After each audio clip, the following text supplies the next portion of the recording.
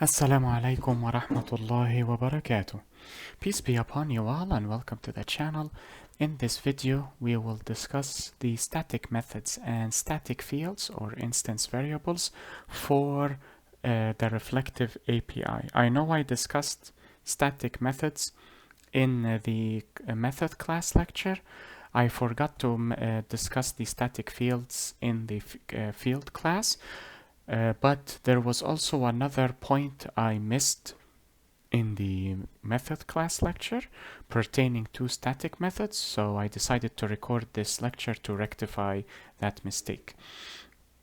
But before we begin, Bismillah ar-Rahman ar-Rahim, Alhamdulillahi Rabbil Alameen, Wassalatu wassalamu ala ashraf al-anbiya'i wal-mursaleen, Sayyiduna Muhammad, wa ala alihi wa sahbihi wa man tabi'ahum bi ihsanin ila yawmi ddin. وارض اللهم عنا معهم أجمعين اللهم آمين اللهم صل على محمد وعلى آل محمد كما صليت على إبراهيم وعلى آل إبراهيم وبارك على محمد وعلى آل محمد كما باركت على إبراهيم وعلى آل إبراهيم في العالمين إنك حميد مجيد. We begin in the name of Allah, the most merciful in this life and in the hereafter. We thank Him for all of His blessings that He has bestowed upon us, for they are innumerable. And we pray that we follow in the footsteps of Prophet Muhammad, peace be upon him, and his fellow companions. Amen. We also ask for prayers and blessings to be bestowed upon Prophet Muhammad, peace be upon him, and his family, as they were bestowed upon Prophet Ibrahim, peace be upon him, and his family. Okay, so to discuss static members, we will create a class, the student class.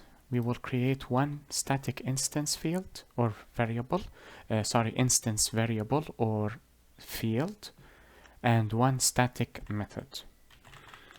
Static int grades equal to 5, public static void display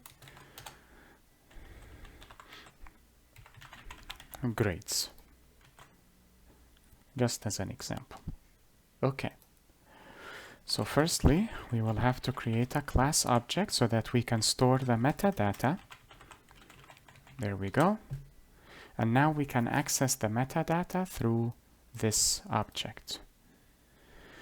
So what do we need? We need a variable or an object for class field and class method so that we can store the metadata of this method and the metadata of this field in their respective objects.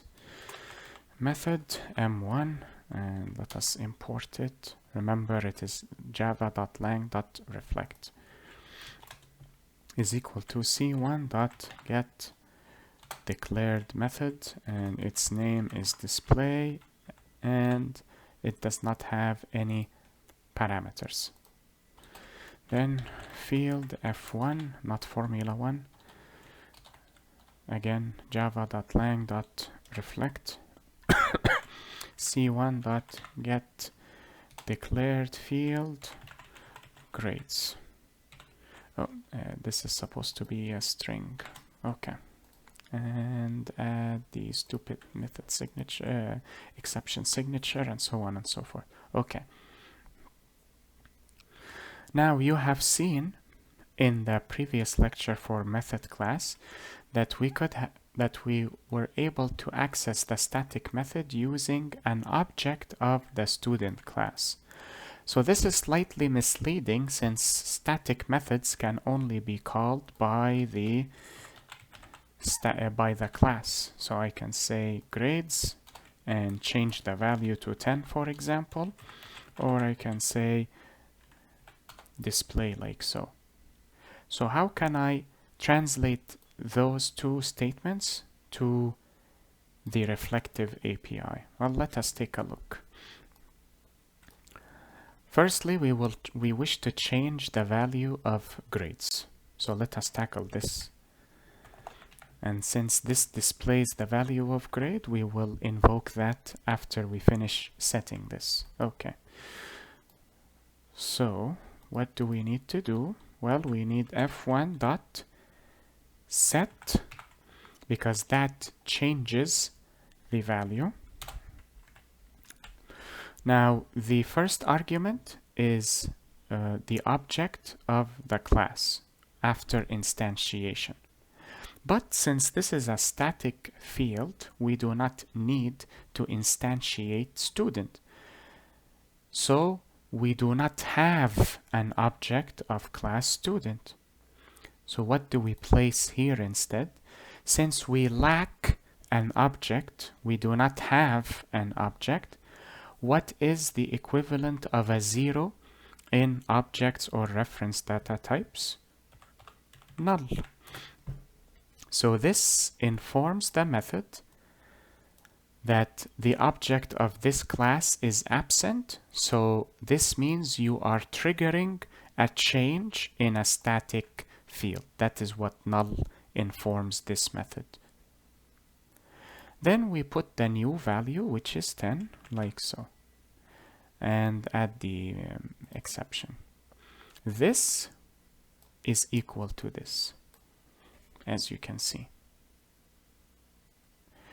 So I will push this here like so and name this static field accessibility, also known as instance variables or global variable, but I see global variable used for other programming languages such as C and C++. In Java it is known as an instance variable.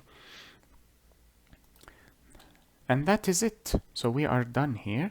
How do we prove that the change has been implemented? Well, we can simply invoke this method. So how would we invoke this method? So here we can say static method invocation. There we go. Okay. So how would I implement this? The same as we did with this m1 dot invoke. Again, it accepts the same arguments as set. But since we do not have an object of class student, by object I mean this new student, we do not need this because these are static. Where are they? These are static. So there is no need to create this. Thus, I do not have an object. So this will be null.